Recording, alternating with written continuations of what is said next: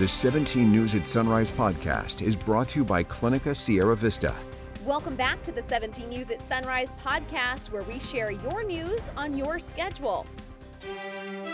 Working in the spirit of the Golden Empire, this is 17 News at Sunrise.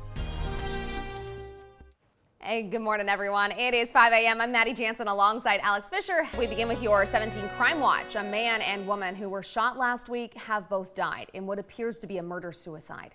It happened on Monday on Kentucky Street. Deputies were called to a domestic dispute, and when they arrived, they heard a gunshot from inside a bedroom.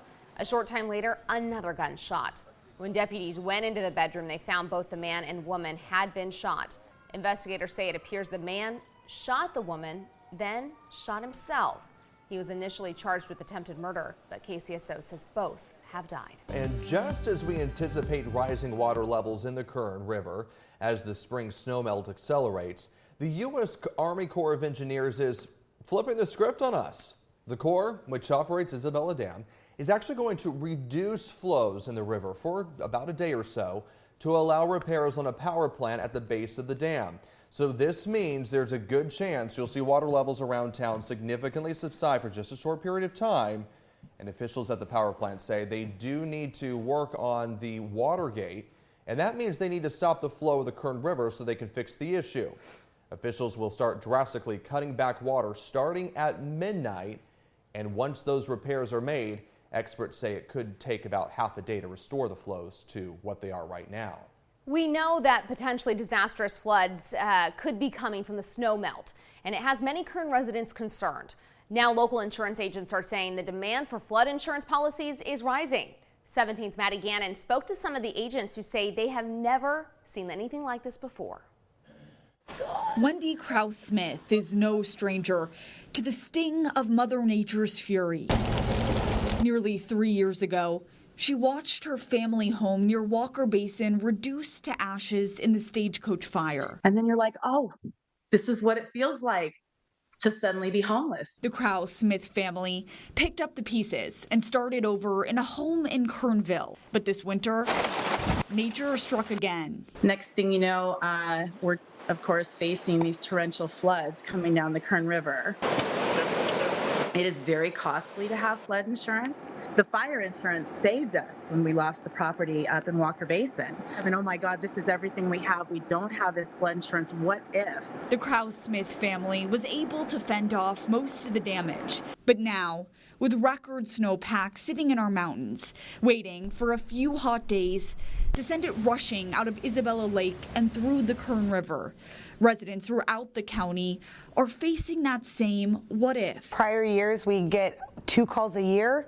We are currently getting 2 calls a day about flood insurance. Bakersfield State Farm insurance agent Elizabeth Cardenas has seen a surge in local homeowners looking for added protection against the melting snow, but warns time is running out. If people are considering it, they should act now, because not only is there a 30-day waiting period, but at any time, because the policy is written through FEMA, they can say, we're going to shut it down. Cardenas explains when a homeowner expresses interest in adding a flood policy, the first thing she does is run a report on a website called CoreLogic to find an address's flood zone. With that information, she can write a quote, which varies widely. It's about $800 to $2,000 a year, depending on your flood zone area. Free online websites allow homeowners to assess risk on their own.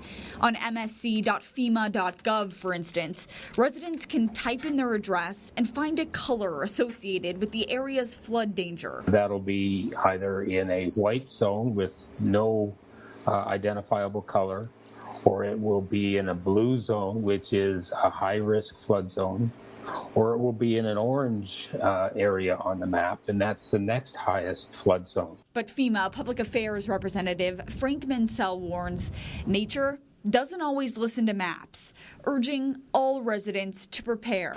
Mother Nature still will determine its own level. And if you're dealing with levees, for instance, and you are in a lot of the Central California area, if a levee breaks anywhere, all bets are off. Maddie Gannon, 17 News. And a reminder, if you have been impacted by severe weather already, FEMA's in Kern County to help you apply for disaster assistance. There are disaster recovery centers in McFarland and Lake Isabella to help you navigate the application process. There are also 2 mobile registration intake centers located at the U.S. Forest Service site in Lake Isabella and the Kern County Human Services building in Shafter. 17 News is your local election headquarters, and President Biden officially announcing he is running for re-election, asking voters to send him back to the White House in 2024 so he can, what he says, finish the job. The field of candidates, though, is expected to grow with less than a year now to go before the first primary. NBC's Bree Jackson is in Washington this morning with the very latest. Campaign announcement, President Biden made his case to union members. Under my predecessor, Infrastructure Week became a punchline. On my watch, infrastructure has become a decade headline. A decade. The president was met with chants of 4 more years. 4 more years. 4 more years. 4 more years. But former President Trump, his top Republican opponent so far, says sending Biden back to the White House would be a major mistake. With such a calamitous and failed presidency, it is almost inconceivable that Biden would even think of running for re-election. The Republican field of candidates is expected to expand in the coming months as the GOP unites around defeating Mr. Biden. This man is a walking disaster right now. Despite concerns about his age, President Biden has so far avoided a high-profile Democratic primary challenger. His allies say he's the party's best bet. He has the capacity, he has the vision, he has the compassion, and yes, he has the substance. Some potential voters agree. I know people are saying that he's too old, but who else is going to be fit for the job? Others say they are not interested in seeing Biden nor Trump return to the White House. I think they both are very extreme, and I think we need someone that's kind of in the middle. Voters could soon see other options. And others weighing a presidential run include former Vice President Mike Pence, U.S. Senator Tim Scott, and Florida Governor Ron DeSantis. They are expected to make a final decision in the coming months. In Washington, Bree Jackson, NBC News. And we have an update on that bomb scare at a sports bar in Kernville. Deputies were called out to the Sportsman's Inn on Monday after someone found a hand grenade while cleaning out the storage shed. Everyone in the area was evacuated just as the bomb squad was called in, and officials determined the object in question was a replica of a hand grenade and contained no explosives or hazardous materials. All right, your time is 5:34. The trial of Trezell and Jacqueline West returned to the courtroom this week. The couple's accused of murdering their adopted sons, Orrin and Orson, 3 months before reporting them missing in December of 2020. Testifying yesterday, the boys' biological mother, Ryan Dean, and FBI agent David Hunter. Hunter took the stand and said he received a report that the boys had been spotted in Arlington, Texas, months after their adoptive parents reported them missing. Dean, who has an apartment in Arlington, testified via Zoom and denied taking the boys or having someone take them for her. Turning to our 17 follow-up file now. In 2 years after Mariah Newfield was found murdered in an orchard in Arvin, tragedy strikes the teen's family once again. Mariah's family has lost her battle with cancer, leaving 4 other children behind. 17's Marco Torres has more. Mariah Newfield was a 16-year-old mother when she was murdered. She was shot in the head in March 2021, a couple of days just after her 16th birthday. Mariah's mother, Kimberly Newfield, and the rest of the family have been looking for answers for more than 2 years, but the case is still cold. The family is offering a $2,000 reward for information about Mariah's murder. But now Kimberly will never know the truth because she lost her battle to breast cancer on April 18th. It's not fair. It's not fair. 33, and then now she's never going to know what happened to her daughter. She's my best friend. She's my world. There was never a day when we weren't together in it. She was always with me and the kids. The happiest person. She had such a big heart. And her kids were everything to her. Kimberly's mother, Lynn Hughes, is taking care of all the children. Kimberly's twin girls, a 10-year-old daughter, and Mariah's now 3-year-old toddler, Maverick. The family says Kimberly always thought about others before herself. I know my aunt shaved her head with her the first time she had cancer, the first bout. When the second bout came, she told her, "Let me." She said, "I can rock it. My mom can't."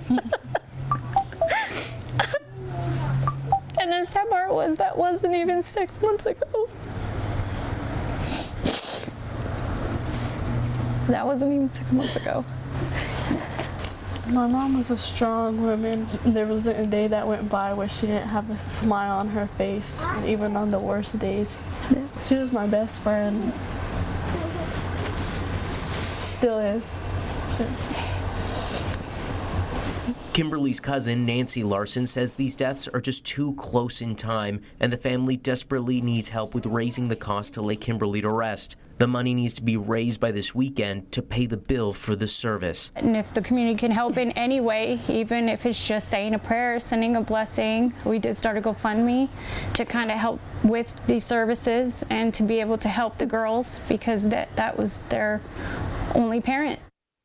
Governor Gavin Newsom took a tour of the Tulare Lake Basin and surrounding areas, including the community of Corcoran. Newsom met with local leaders and talked to business owners yesterday. He says it's important to see and hear from residents directly as to how the recent floods have affected them and their jobs. He also reminded residents that unfortunately the worst of the flooding is yet to come. Newsom talked about being ready for what that record snowpack could mean once it melts.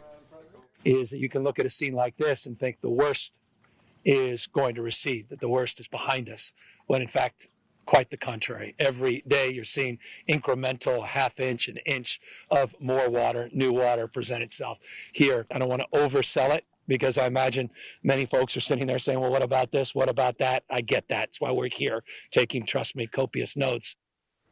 Newsom added it's important to stay vigilant and patient during this time. Meantime, 12 bipartisan members of the California Assembly wrote to Governor Gavin Newsom, urging him to commit $12 or $200 million for floodplain restoration and disaster relief.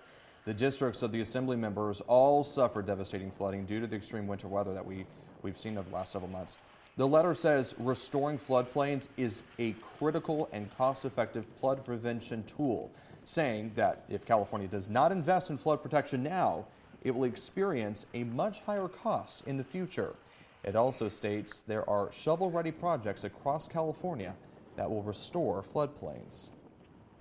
The 17 News at Sunrise podcast is a production of KGET and Nexstar Media Group.